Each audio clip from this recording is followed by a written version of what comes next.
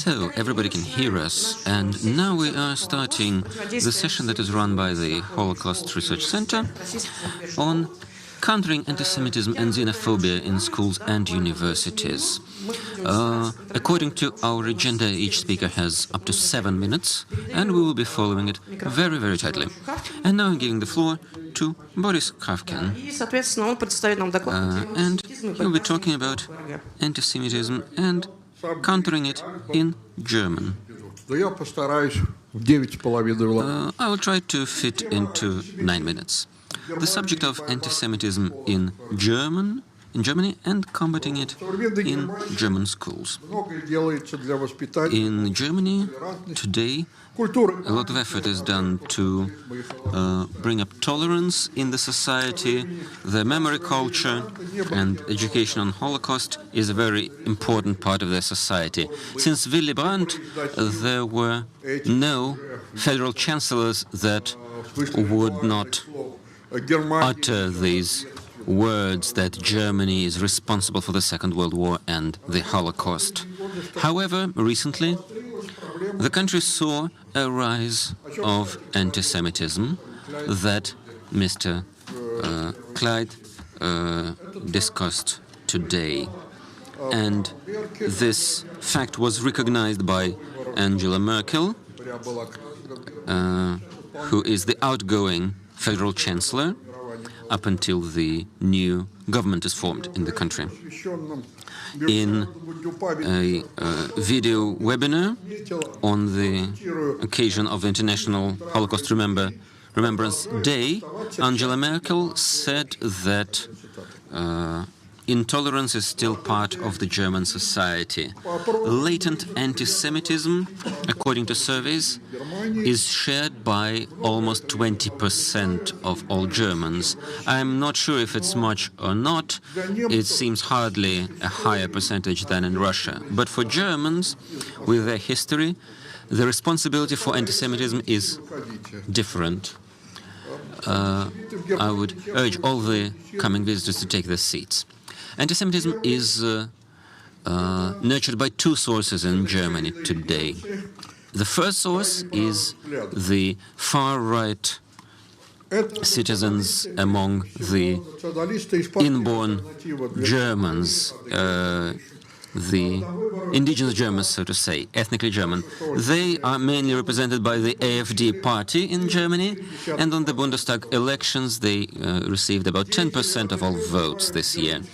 The AfD members call the Holocaust Memorial a shameful monument, and the Third Reich history is described by them as a small blotch on the great German history. And unfortunately, many Germans share these sentiments, especially in the East. Otherwise, the AfD would not have received their 10% of votes at the parliamentary elections and would not have become the fifth political party in size in the German Republic. The AfD believes that those who are problematic for Jews today are mainly Arabs and Muslims, end quote.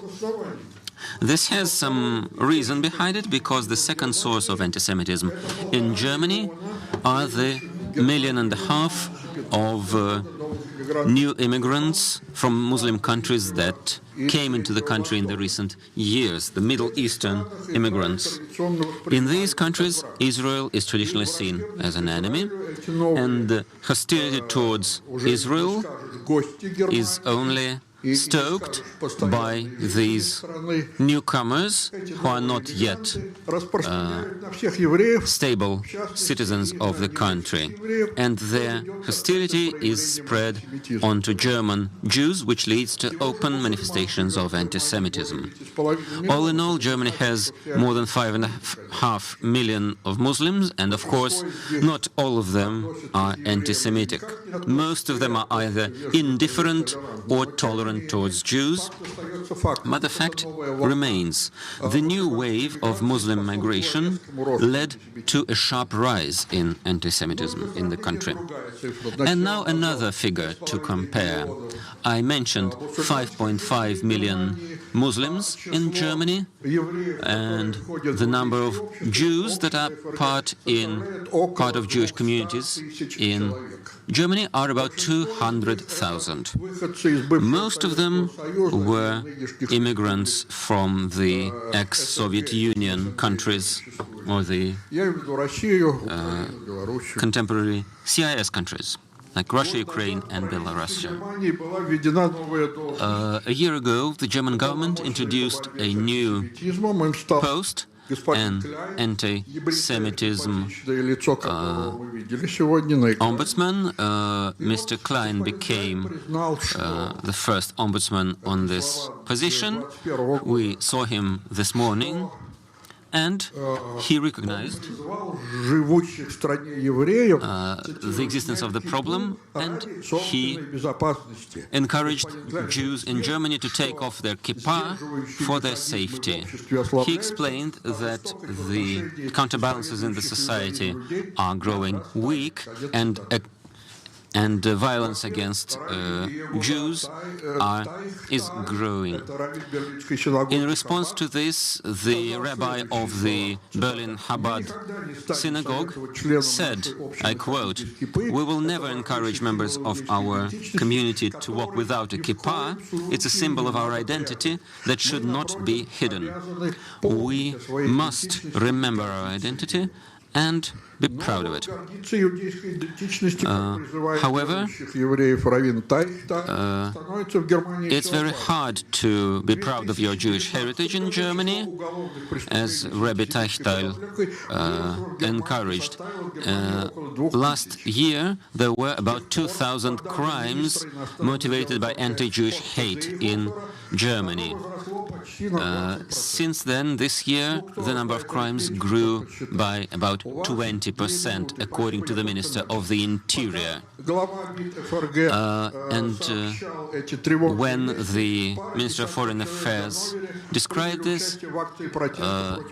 about 20 individuals in Hanover took part in protest actions against anti-Semitism when a house was defaced with the "Here Jews live" words.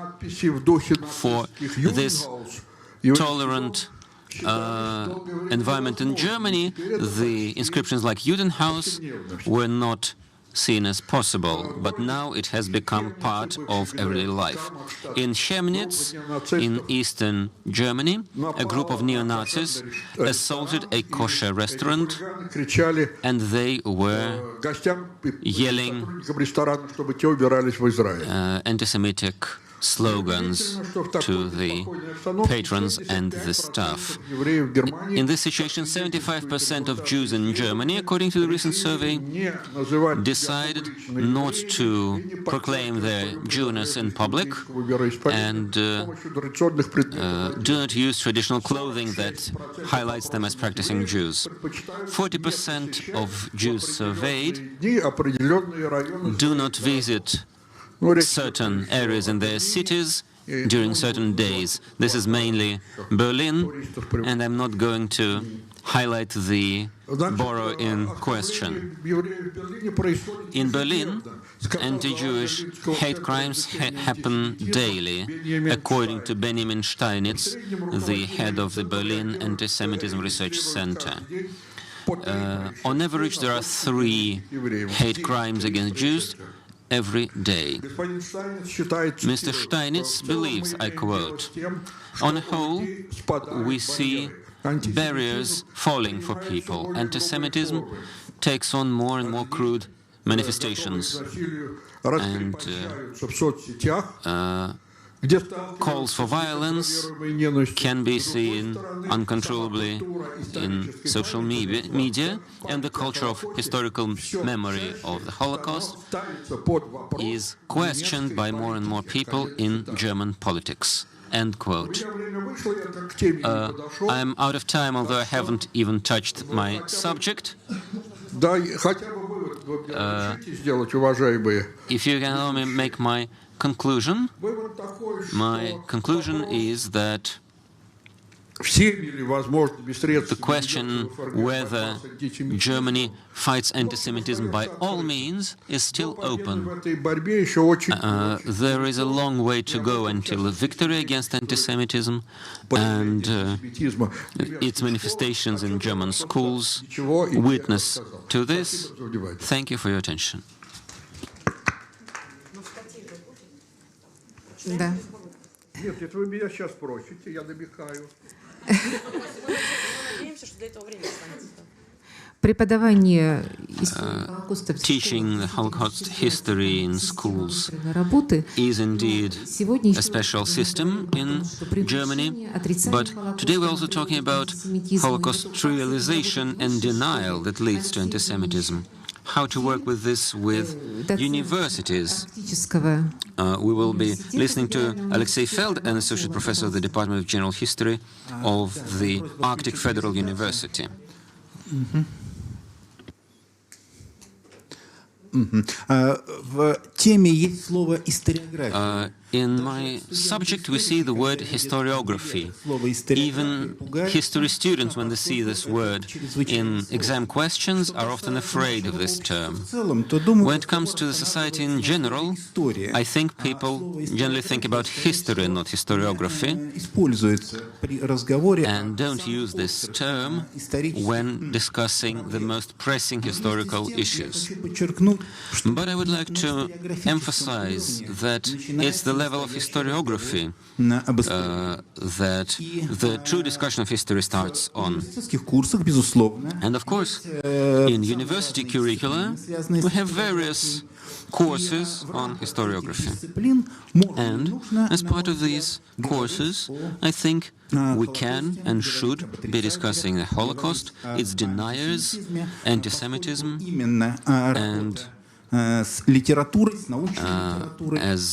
working with research publications and considering views of main historians are very important for our understanding of the subject. For this discussion, I'm suggesting a specific case. The works and publications of an American historian, Deborah Lipstadt.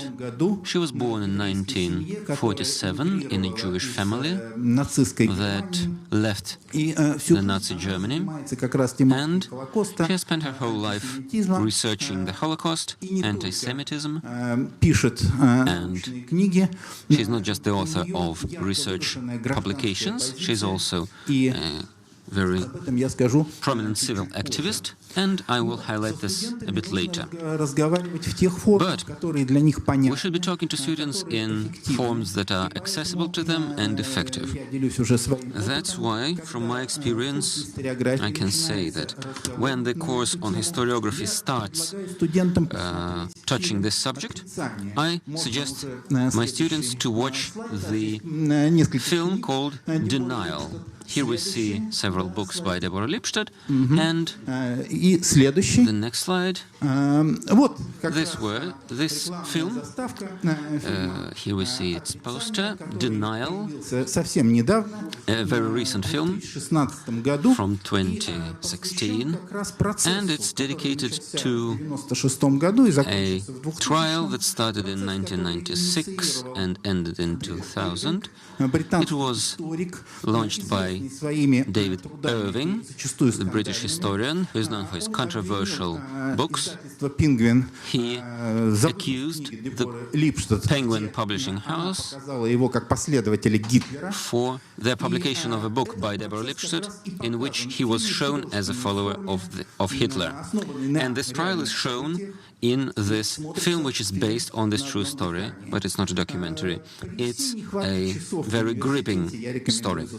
And despite our lack of academic hours in the curriculum, I encourage the students to watch it together with me. It runs almost 2 hours, and when they're done, they are encouraged to reflect upon what they had just seen and reflect upon this problem as historians. We're not on a workshop here, that's why I will just list the main subjects that we discuss. For the first, it's the image of a Holocaust historian, historian of anti-Semitism, and the discussion of their work and their civil attitudes, which can be easily traced in this film. The second point is the image of Holocaust deniers.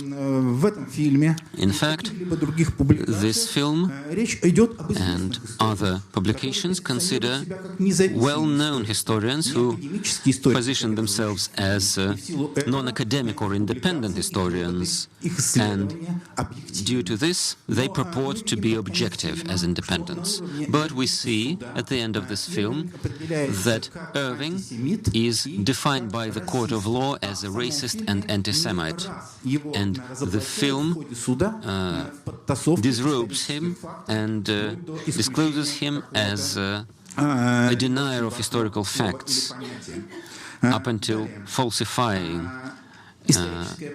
historical events. The next point is historical memory. The film features characters of Auschwitz survivors. And this is a very tense moment in the film, where a survivor shows her tattooed number, and students really react to this very strongly. And there is another scene where students in the film visit Auschwitz themselves. They're looking at the scale of this crime and looking for arguments for the trial. The next topic is the objectivity of historical study. I will quote the film, one of the final scenes, a very informative quote. In the film, Lipschitz says, "I am not against freedom of speech. I protect freedom of speech. But you cannot lie and get away with it. Not all opinions are equal, and some things happened just as we described them. The earth is round, Elvis is not alive, slavery happened, plague happened." And the most important question that the students discuss is the civic attitude of the historian. A historian is not sitting in an ivory tower writing for a narrow circle of followers. A historian should improve the society by standing up for their views. Allow me to flip through the remaining slides very quickly. Here we see Deborah Lipstadt and Irving and lawyers and an Auschwitz survivor below right. The book that describes the process itself, the trial that was published in 2005.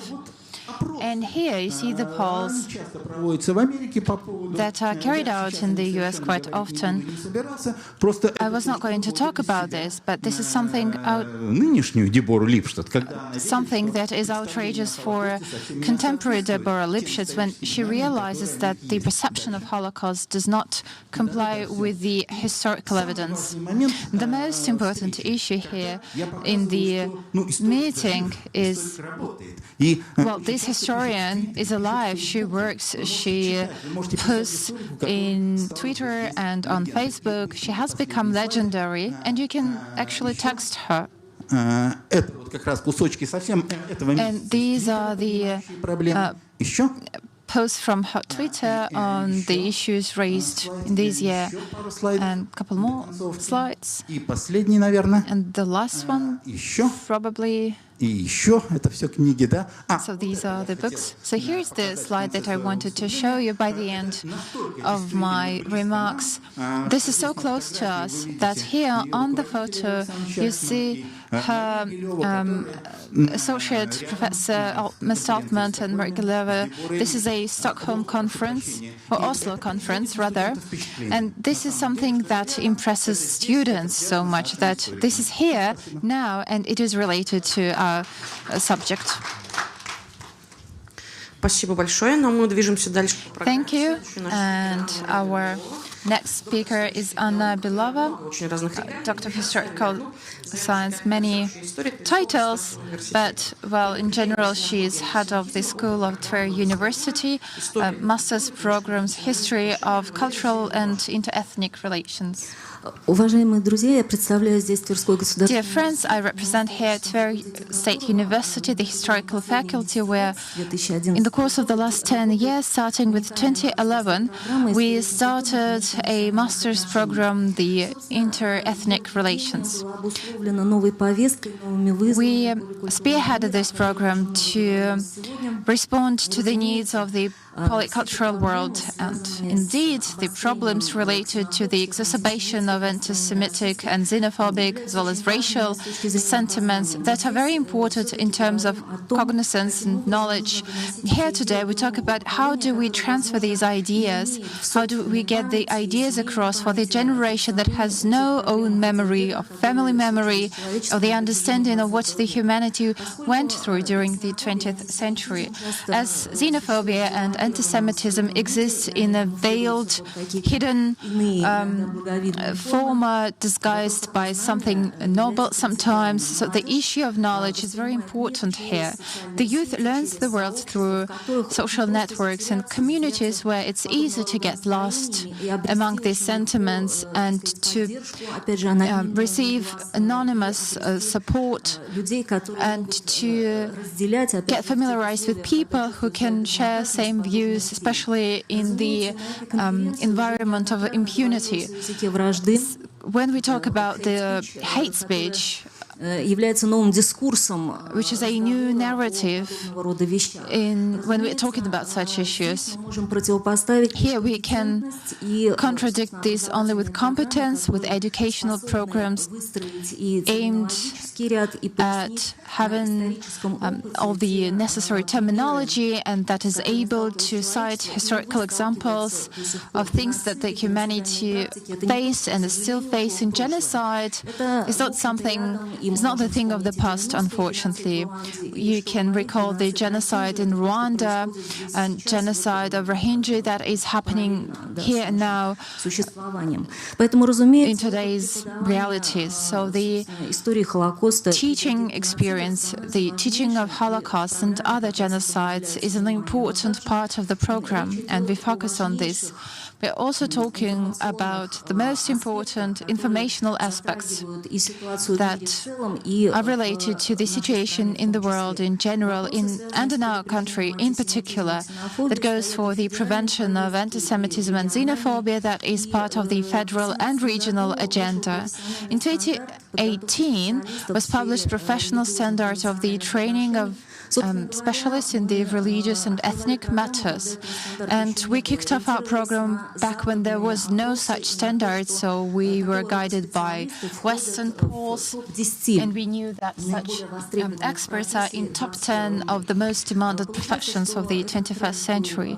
So it turned out that we caught the trend, and today we can say with the complete responsibility that we can train such professionals. Of course, we collaborate with the Holocaust Center, and this opens up new opportunities for us that allow us to draw attention of the master students to these issues and to involve them not only into educational programs and research, because there's a few dissertations being defended on this topic. This is important, of course, but however, it's also important that there is continuity in the awareness raising, because we have students that later graduate and work in educational centers, and their task is to get the ideas across to the upcoming generations, for them to be able to interpret events. It's important for us. So I think that education is a path that enables us to solve such issues. Many of them sometimes are hidden or not, they are unwanted for public speaking. We understand that xenophobia is not something local. There is such a notion as intersectionality when various forms of discriminations and intolerance intercross. And then there are people who profess this or that kind of xenophobia, and then it manifests itself in other aspects. So there's a great list that you could have seen on the slide of various forms of discrimination and intolerance, as well as hostile attitude that can cover almost and touch upon all people who are all sensitive and vulnerable in various terms. So historically and theoretically, this is an important trend of the contemporary world and contemporary educational programs. Thank you.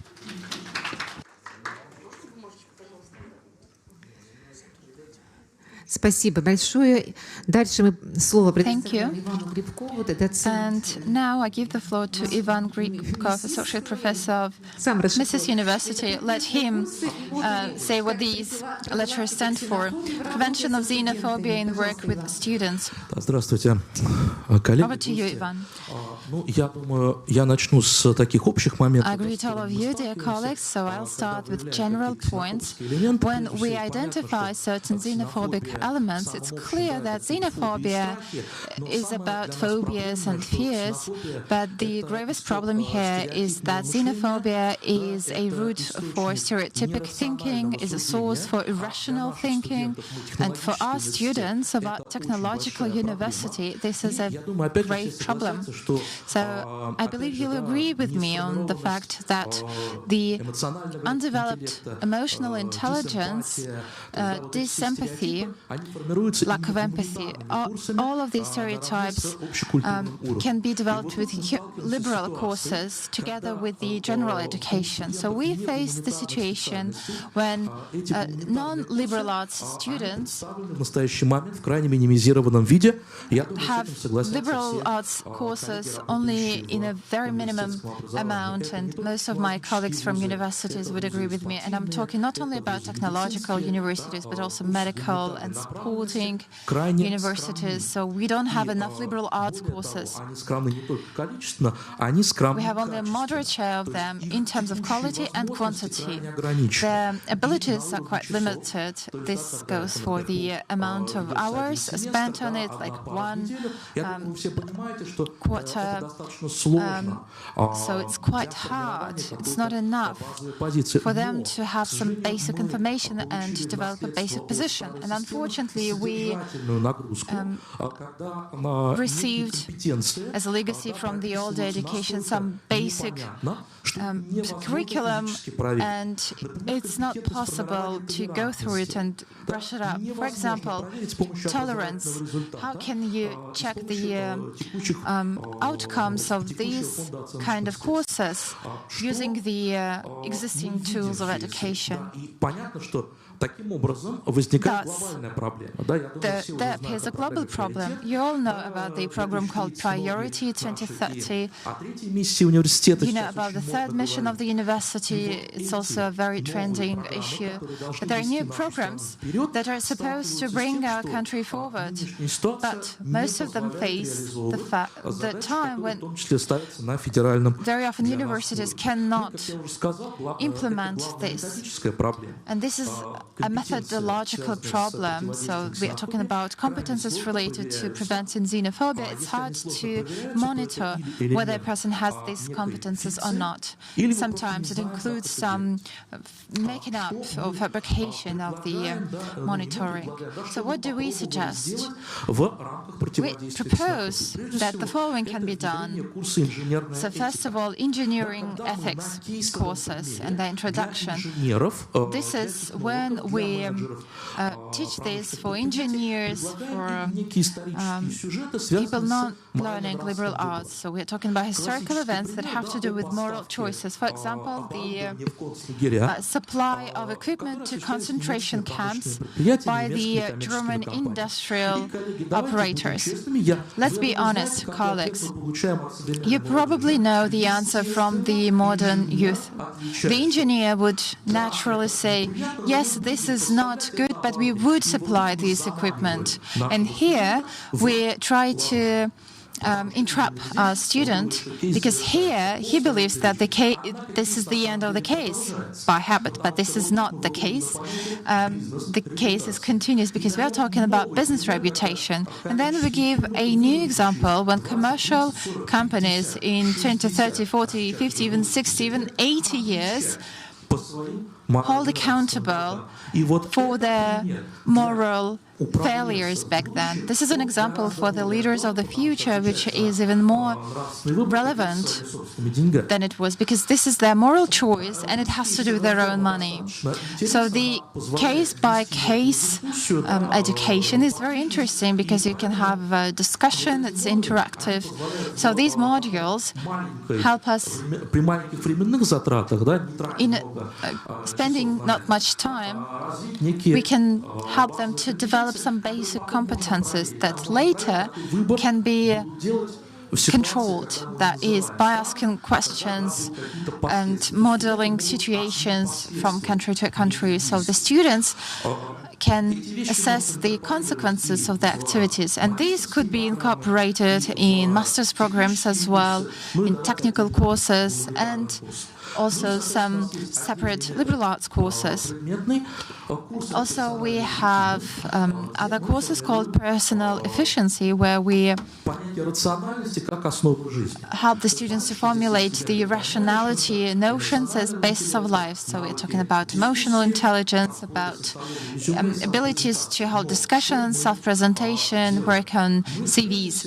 So what are we working on? First of all, we give the students the idea of SMART criteria and the assessment of their own goals and other people's goals, so that they would understand that xenophobia is not someone's internal perception, and someone who's 18 or 19 would have a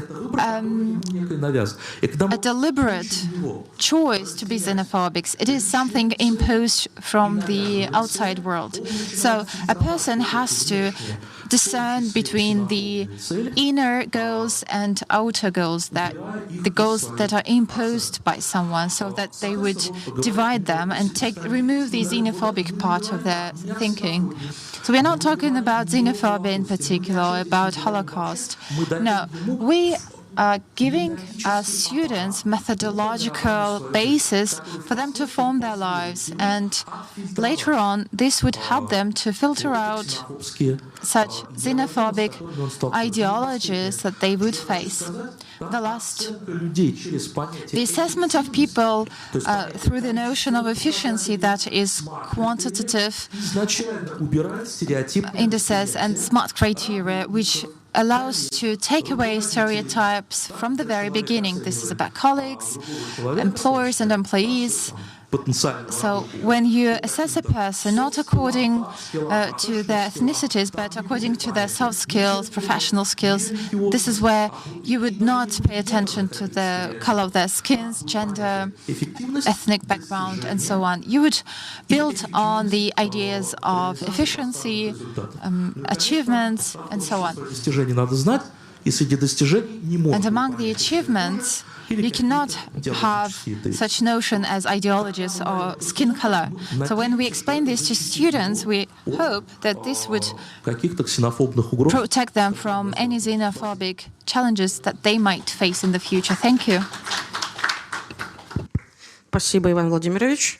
И чтобы просто вы не переживали по программе, Mr. Gribkov, я напоминаю, проходит семинар. For you not конференция, но у нас to wonder why we are so fast in our program, we would have next section, so we need to listen to all of our 8 people. So the last reporter, Marina Tsyrenova, from Ulan-Ude, Prevention of Xenophobia, Inter-Ethnic Tolerance, the experience of Buryatia State University. Коллеги, дорогие участники семинара, конференции. Dear colleagues, dear participants of this workshop, we've been talking about prevention of xenophobia and antisemitism. Xenophobia is intolerance to something foreign or different or unknown. But we live in a multi-ethnic country, and our Republic of Buryatia used to be in Siberia, now it's in the Far Eastern Federal District. And according to the polls, we have over 100 ethnicities living in our republic. We've been coexisting in a very peaceful manner. And according to the last sociologist polls, the evidence shows that we have a rather peaceful situation in our region. But we've been working on this, and in our state university, I am a professor of history and director of the lifelong education. And here we work together with the Committee on the Development of Civil Initiatives of the Government of Buryatia Republic. They are very serious about helping us. Here I would like to enumerate the events on which I work. I'm the regional representative of the Holocaust Center because it's hard to do anything without its help. We had a week of memory. Here we try to involve the Jewish community. And the second, we had a methodological festival that's been held since 2015. And upon the outcomes of this festival, we publish books on tolerance. The government even allocates resources on this. So the workshops include the competition on the prevention of intolerance. That was first was Buryatia, the territory of tolerance, then school courses on tolerance and extracurricular activities on tolerance. And here we also study the history of Holocaust. As a result of this competition, the school that wins it hosts the next year's festival on promoting tolerance. And this year, the festival will take place on November the 24th, and it will be hosted by the last winner of the competition. We also have a House of Friendship. It has been active for 10 years, and it has several events that it runs every year. We have the so-called Baikal Ethnic School for promoting diversity. And thanks to our collaboration with the Holocaust Center, we have a vibrant online community. Here you have the proceedings of our recent conference. It included a session that featured participants from Buryatia, and they were sharing our experiences of organizing promotion of diversity and tolerance. Another project that was quite widely discussed is our virtual debate room. It comes together monthly through Zoom, and our main subject is historical memory.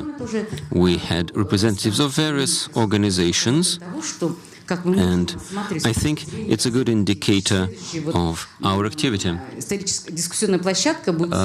The next meeting of this debate group will be dedicated to the emergence of myths and historical myths in school and in historical research.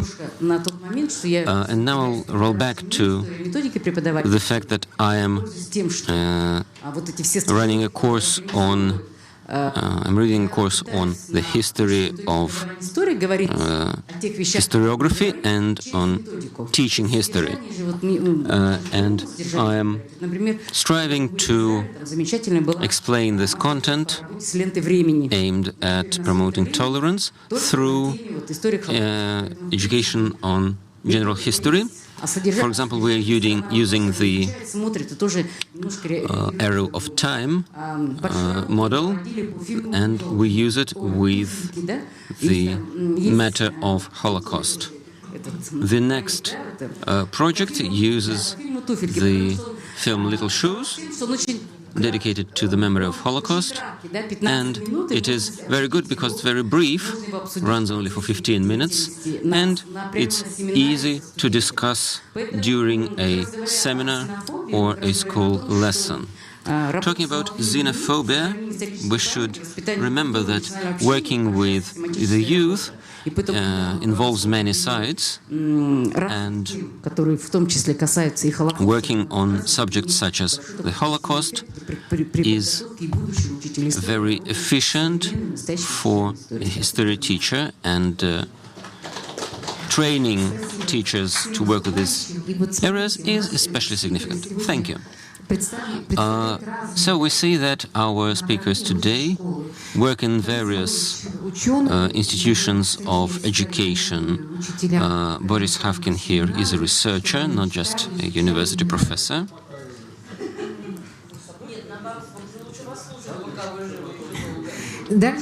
And next we have colleagues who work in Master of Arts programs, and the Russian State University of Humanities has recently introduced its new master's program on the politics of memory.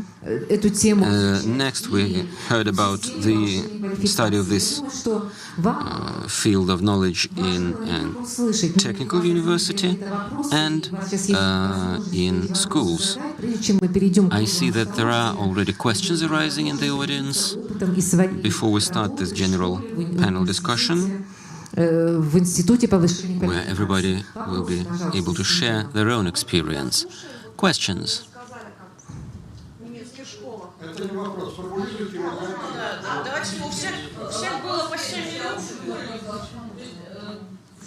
So, what about events in schools in Germany?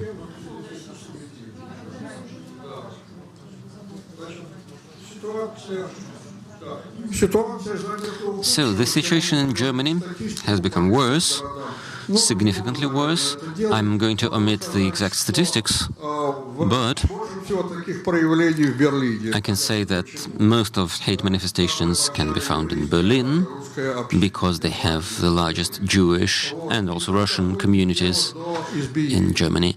Their physical abuse has been manifested, and it even happens in primary school. The Berliner Zeitung newspaper described one such case. It was a huge scandal across the country, and the director of the school wanted to hush it down.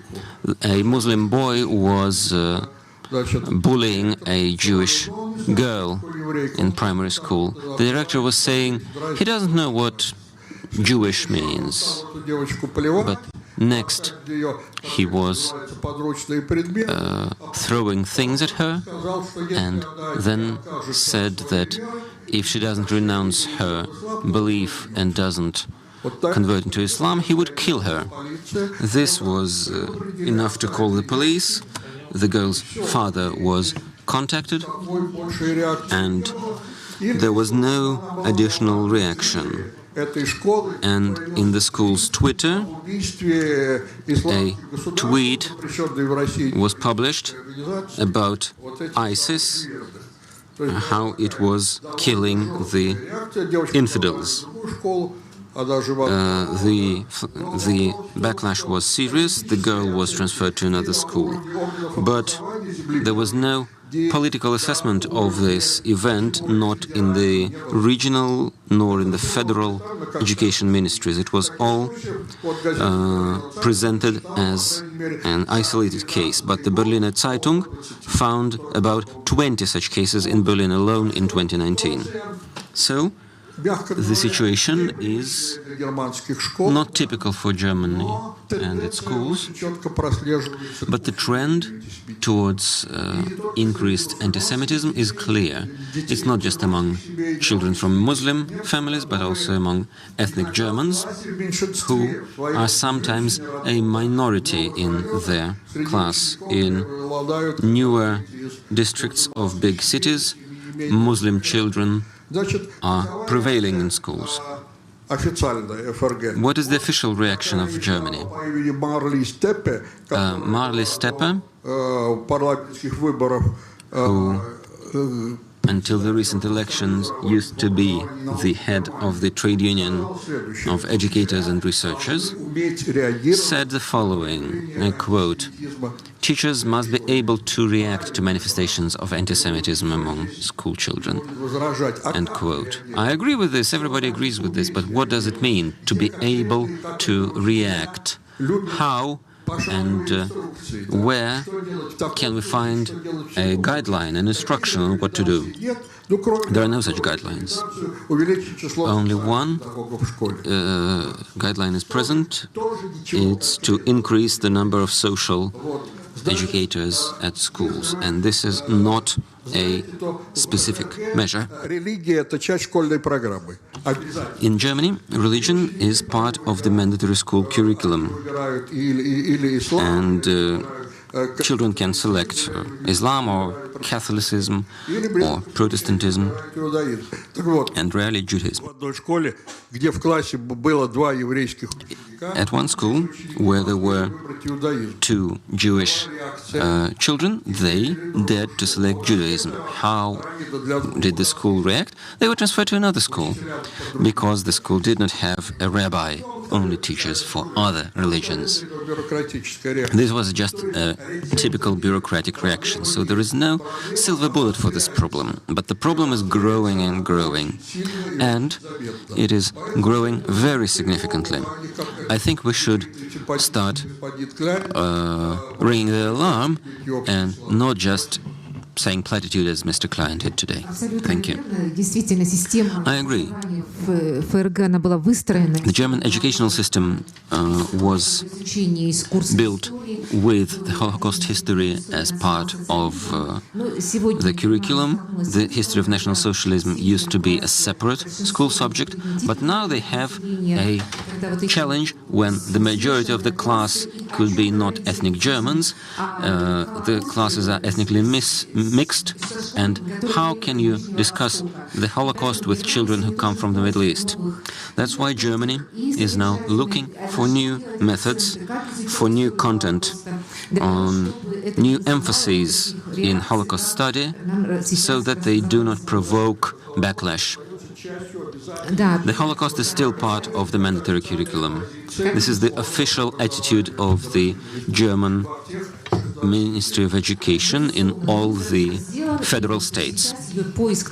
But currently they are looking for new, more efficient education techniques and looking on how to teach this to migrants, because the migration crisis is real in Europe, but very soon it might get real for Russia, and we must be ready to present answers to these questions.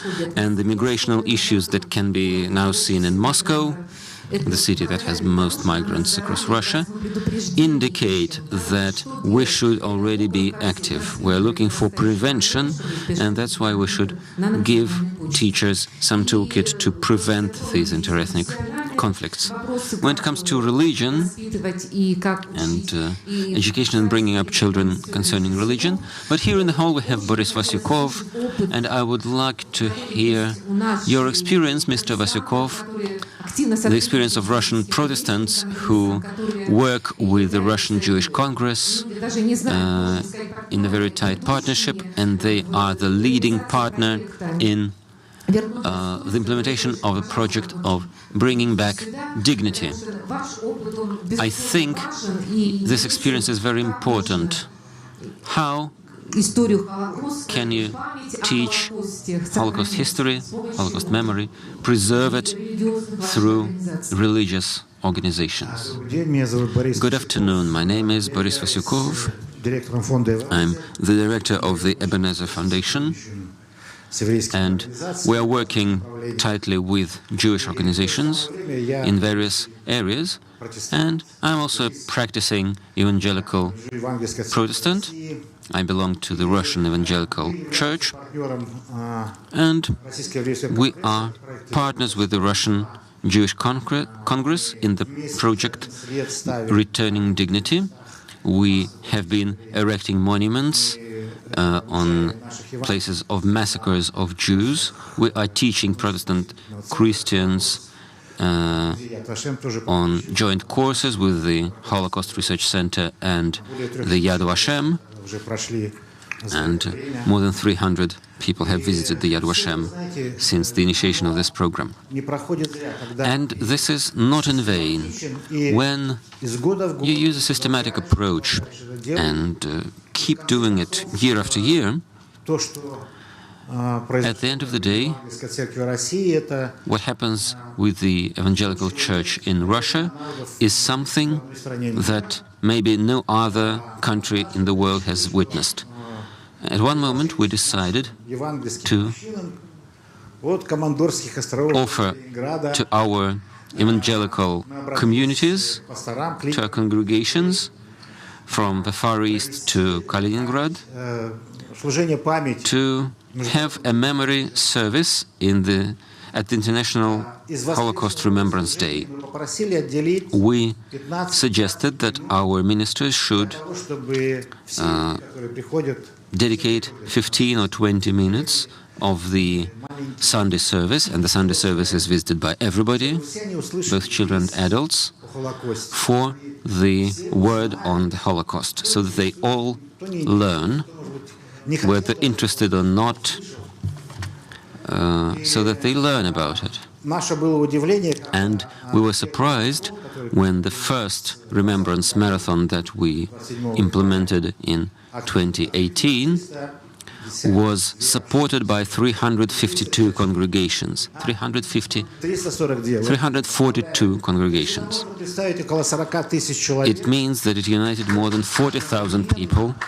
At the same time, they were taking part in these remembrance congregations. Here we have one of our colleagues, an activist of the Holocaust Education Center. She created leaflets for children. So this was not limited by our prayer meetings. We had events for children, for example, talking about Janusz Korczak or showing them dolls of different peoples. We had separate events for teens. We wanted to reach out to all groups of people. And then we requested from these congregations to film at least 15 minutes of their meeting, to make a video. This was on Sunday, and the 27th of January was 3 or 4 days later. So they had the time to send in their video recordings to us, and we edited them together into one broadcast. 1 hour it ran in every time zone across Russia, from the Far East to Kaliningrad. We were also supported by Ukraine and the Baltic countries. And this broadcast ran for 12 hours without breaks. And during the broadcast, it was visited by more than 25,000 viewers. They watched at least sometimes, some stayed for the whole duration even. And now the second marathon that ran this year was supported by 372 congregations. Now we are preparing for the third marathon. I believe that we will be able to attract more than 400 congregations. And we saw that this subject is interesting for the youth, for people in all groups, for children. Artists presented their own depictions, and now they have toured our regions with their artworks. And we realized that if you are perseverant, if you keep doing what you're doing, these small steps can lead to something big and great.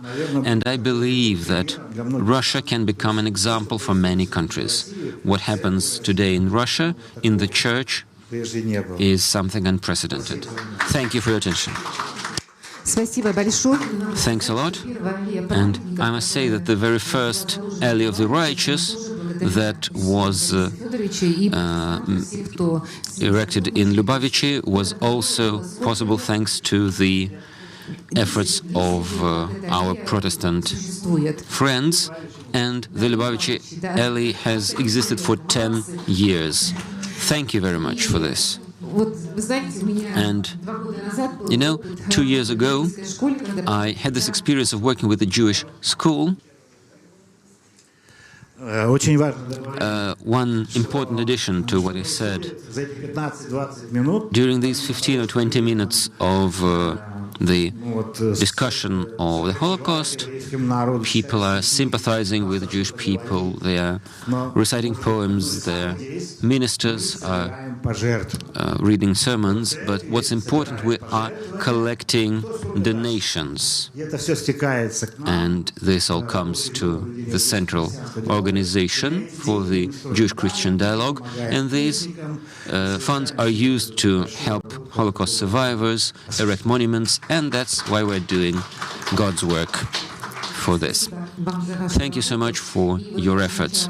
I've started talking about this already. I had this experience of teaching in a private Jewish school for girls, and it happened that when I came to them for the first lesson, I asked them what they know about the Holocaust. It was grade 10. I asked them to raise their hands if they had Holocaust victims in their family, and all of them said it had never touched us. Everything was good for our family. They didn't know their family histories. But at the end of the academic year, when they showcased their family projects and they learned about their relatives fleeing from the death threat or being evacuated, or even relatives that died in the Holocaust, but it had not been discussed in the family. We saw that in some Jewish families, the subject is not discussed, it's silenced. Parents often think that they shouldn't traumatize children with this. And in our workshops, we also discuss it. From which age should we start discussing the Holocaust? Should we do it? It's a very burning question. Should we discuss it in primary schools? And our conclusion is always that it depends on the teacher, on the mentor talking to the children. It's not the actual age, it's how you talk to the child. It's all about the teacher's skill. Here in the audience, we have a teacher from the Ort Jewish school that has several branches, including a Jewish one, and they have a lot of experience working with both Jewish and non-Jewish children, because these schools are mixed ethnicity. Sofia, over to you. Could you describe your experience, how you work? And you have 5 minutes. Good evening, I'm Sofia Nadia, the School of Ort, Shara Jewish School. I'm from the city of Samara. The announced topic of my remarks is the Jewish school and preventing xenophobia and antisemitism. I thought a lot about how a Jewish school can battle and combat xenophobia and antisemitism, not by self-defense, of course, but how? Through awareness raising, I guess. Because when someone says, a teacher must do this, a teacher should do this, we keep hearing this thousands of times per day, that teachers are obliged, and they owe everyone. They owe parents, the education bodies, and so on. Yes, we should do something on this avenue. And of course, there are many activities taking place in our school. But least of all, I want my remarks to look like a report on our activities. But what can you do? So at the outset, I'll talk about the traditions of our Jewish school. The first one is the pedagogical sector. We hold annual workshops on Holocaust within the week of Holocaust Victims Remembrance Week. Because of the pandemic, we held it in April last year, coinciding with the day of the prisoner of a concentration camp. And Going forward, with each year, these events becomes increasingly large scale. This year, in 2021, this was done in the historical park Russia's My History. This was partially offline, partially online. There were many views, about 700. Of course, not everybody watches it from the very beginning to the very end, but still it was very important given the comments and the feedback. Before that, we involved only local teachers, but now, again, thanks to the pandemic situation, we can now invite teachers and pedagogues from the higher education institutes from various cities and countries. We had speakers from Belarus, Olga Shalagina from the Liberators Project, Svetlana was there too. So it is an important event for us, because if we want to influence people, how do we do this? The guides are teachers, so first you train teachers and then the students. Teachers are clearly interested in this. It is interesting for them and not habitual, because, let's say, it's a Russian language and literature course, and they are tired from endless workshops. But here, this is something special for them, so I see from their enthusiasm and their response that they take pleasure in these courses. They ask multiple questions, and they don't want to end the seminar. Of course, we are not limited to workshops. I'm a regional representative, so I try to give speech wherever I can, different conferences and associations. For example, this spring, I spoke for the Pedagogical Universities section. This is not my alma mater, because I'm from the State University. And they invited me to talk during the plenary, where there were only 2 reports. And after my remarks, I received so many questions and gratitude. The professor told me, I thought I knew everything, but after listening to you, I realized I know nothing. So there were not only pedagogues among the participants, but also students. And I felt encouraged that there's so much interest to this topic. First, I was talking about Holocaust, but also about anti-Semitism, because it is intertwined. And of course, it was interesting for me to talk in front of such people. And what are other ways to combat anti-Semitism? Besides in our Jewish school, we have other projects like My Family,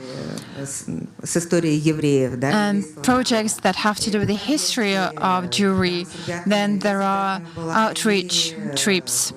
For example, we went to Auschwitz, Oswiecim, Majdaniki, and other places. We held a number of events on this topic. This is an art of small steps, but still we believe that somehow this would change the vision, the attitude, the tolerance, maybe the word that we are a bit wary of. I have no large-scale plans and no hopes, but still, we have a rather large community in Samara, and that is why we have to talk to them about various things, so our content is always varied depending on the target group. So this is, in a way, combating anti-Semitism, because we also receive people of various ethnic groups and backgrounds. Thank you. Thank you very much. Indeed, this school has become central to preparing these events. Teachers from all the schools of the city gather for these events. It's important that it's important to work with teachers in the first place, with those who train the trainers. So now, over to you, Irina Kaminchuk. Good evening, dear colleagues. I represent the Saratov region. We are a poly-ethnic, poly-religious region, and of course we face issues related to xenophobia and extremism. Unfortunately, our time limits do not allow us to dwell upon some discussion issues. For example, I had questions to speakers here sitting at the table, and I'll start with this. This is something that outlines our problem. To what extent our students abide by the values that we try to teach them. So you meet our students. You see these students, to what extent are they ready, prepared to perceive the complex issues related to their future professions, to the humanitarian part of it?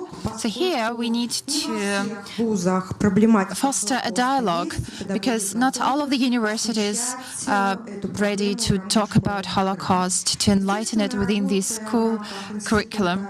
So here we need to work on the development of education, work with the professors is important. So here we have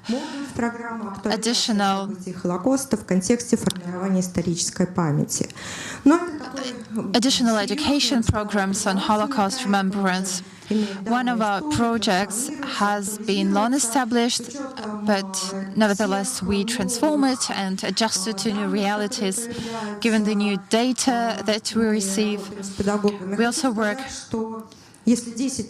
with them, and if 10 years ago it was possible to hear questions of pedagogues, why do we talk about 6 million victims of Holocaust when during the Great Patriotic War our country lost 27 million people? So nowadays I don't hear this question anymore, and it encourages me in terms that now the professors understand why it is important to talk about this without any competition in terms of the number of victims. All the victims are important for the preservation of historic memory and for things like this never to happen again.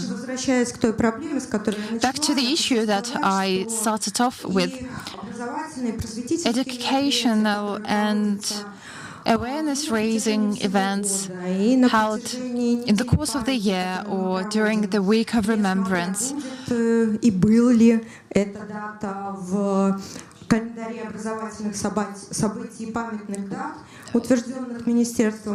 Not depending on the fact whether the Ministry of Education had this date on its calendar or not, we would still work on this. Here, I would like to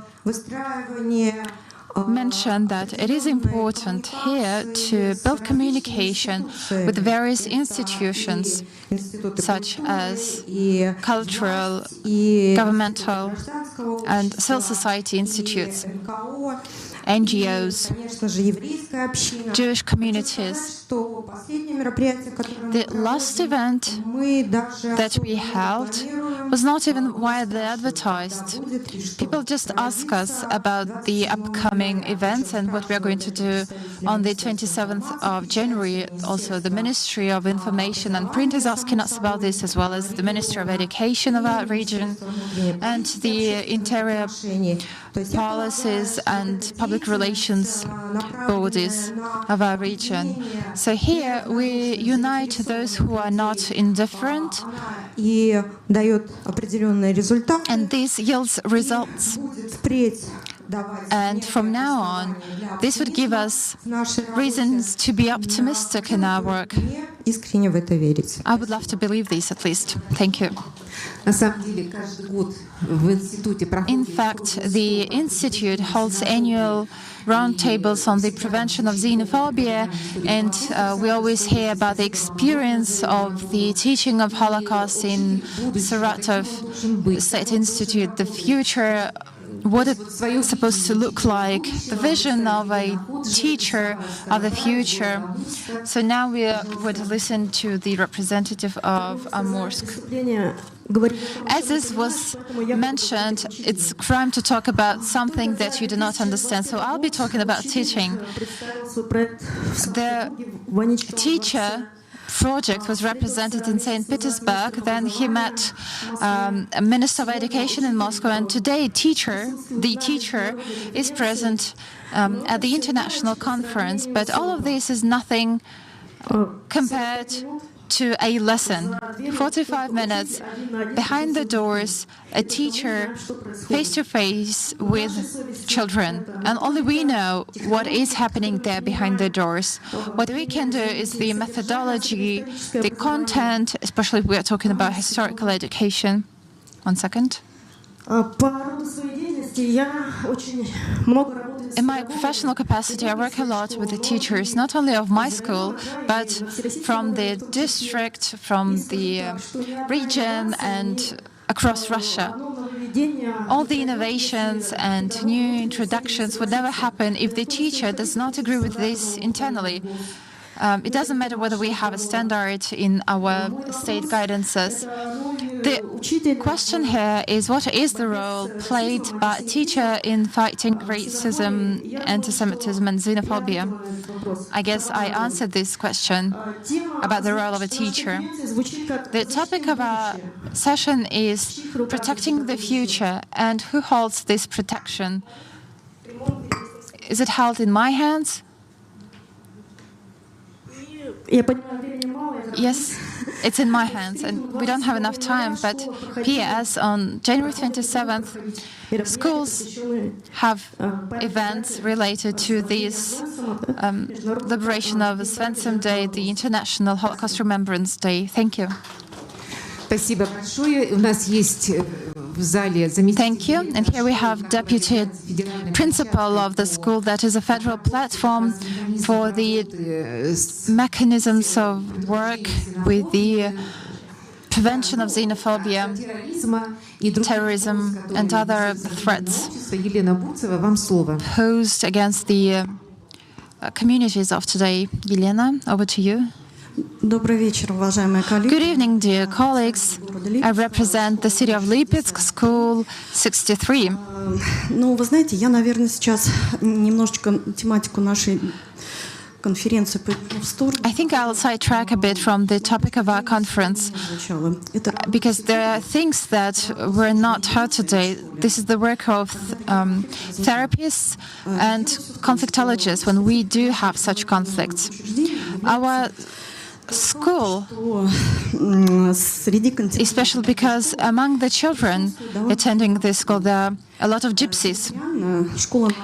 Territorially, our school is in the area where there are settlements of gypsies.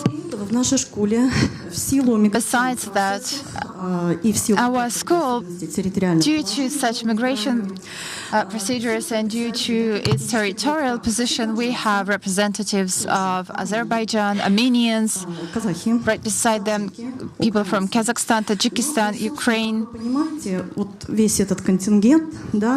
So as you understand, this put together gives rise to certain problems. Our school has won the status of innovative platform institute of childhood upbringing of the Russian Academy of Science on the topic, the prevention of aggression in the educational environment. Thanks to the work of our experts, we did a very important research on the prevention of aggression. We found some problematic areas. Among them are problems related to xenophobia. And thanks to the experts of this institute and the work that we have started together in September 2021, I mean the prevention itself, there was also assistance from psychotherapists. And here I would like to draw attention to the importance of a complex work and interaction of pedagogues, parents and children. And only together this can yield positive results. Понятно, та работа, которую мы ведем, учителя истории. Work done here with teachers of history and psychotherapists, all of this helps us to teach children skills that are necessary during conflicts. I'm not going to go into details, but when children are used to how to respond to certain situations, when they've learned to show empathy, when they've learned to perceive their schoolmates in a positive way, when they've learned being teenagers, when they are 13, 14, and for them someone who is different is a trigger to verbally show aggression to this person, or violence is one of the greatest problems in a family where there are teenagers. Thank you. Experience in working with school children, forms of work with them. Oksana Zazulyat from the Chelyabinsk region. Добрый вечер, дорогие коллеги. Good evening, dear colleagues. I am just an ordinary, regular teacher, and I teach history. I'm from the city of Yeman-Zhelinsk. I'm pretty sure you've never heard about this place, with a population of 32,000 people. Chelyabinsk is a great region, and we are very close to the capital of it. And a couple of years ago, our children, for the first time, faced a problem when from the former Soviet republics came migrants, taking their whole families. 6 people left their jobs in the regional hospital, and instead of them, we had 6 doctors from Uzbekistan who speak no Russian, together with the nurses, and they have children, they have families with numerous children. Their children attend school, they don't speak Russian, their parents speak very poor Russian, but understand at least. So what can we do here? Again, it's a small town, and we have representatives of various ethnicities, Ukrainians, Bashkirs, the Volga Germans, and for this reason, we never had ethnic problems. But here, all of a sudden, we started to see that there are some crimes and fights. So the question is, what do we do? So the colleagues would first go to the government body on education. And here I would like to draw attention to this problem. Here, our small, nice city, which was not prepared to solve this issue. And the government says, don't speak about this. Everything is all right. So the schools don't know what to do with this, and they all go to the social teacher, the psychotherapist, and then the senior school students said, let's talk about this. And now we have a club called Civic Platform or Civic Forum, and now we started to talk openly about such inconvenient topics that are of great concern to everyone. We talk about xenophobia, terrorism, Holocaust. You know, the results yielded are very important. I can see how my students change. But my colleagues change as well. And if this club started as a school establishment, now it has become an open club for everybody in our district. I'm not going to dwell on my methods, but I have published a paper on our experience, and Marina has shown the conference proceedings where it was published. My motto is, don't be afraid of talking to children on the subjects that they want to discuss, because if you silence it, if you hush it down, they will search for information online. They will search for information in organizations that are not as honorable, and they might get the wrong answers there that might be detrimental for the society as a whole. That's what I can say. Thank you. Dear all, we have heard experience at many levels: continuous education institute, higher education, ordinary schools. Everybody shared their experience. But there will be another session, another discussion, and the plenary session after this one. Participants of the Holocaust Center seminar will stay in this hall, so we will discuss the further topics in the next session. Now it's time for us to wrap up, because of course everybody has their own experience and methods to share. Now a 15 minutes break, and then we'll continue here.